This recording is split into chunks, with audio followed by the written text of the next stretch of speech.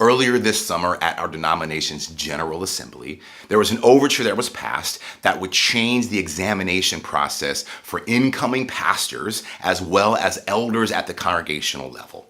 We as a Presbytery are going to have to vote on whether or not we support that overture, and we will do that later in November at our Presbytery meeting then. But before we do that, we want to discern together as a Presbytery.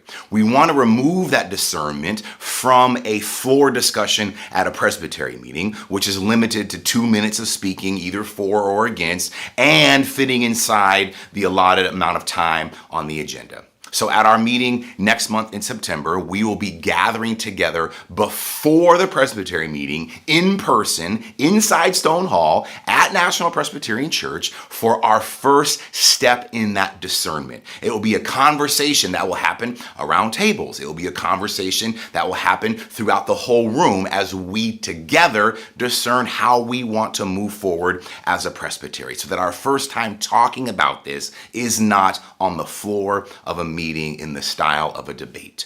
We'll hear from our Committee on Ministry as well as our stated clerk that if this does pass, how we as a Presbytery would go about implementing this, how we would recommend to our local congregations on how they implement it as well. This conversation, which is our first step in our discernment, is not limited to pastors and commissioners only. This is open for anyone in the Presbytery who wants to come and dive in together into this dialogue about how we as National Capital Presbytery might move forward around this overture. So we invite you to come, to chime in online, to be able to participate with us in this discernment process, which will not be limited to this meeting. We will still carry this out throughout the fall as we hear from each other and prepare for a vote in November.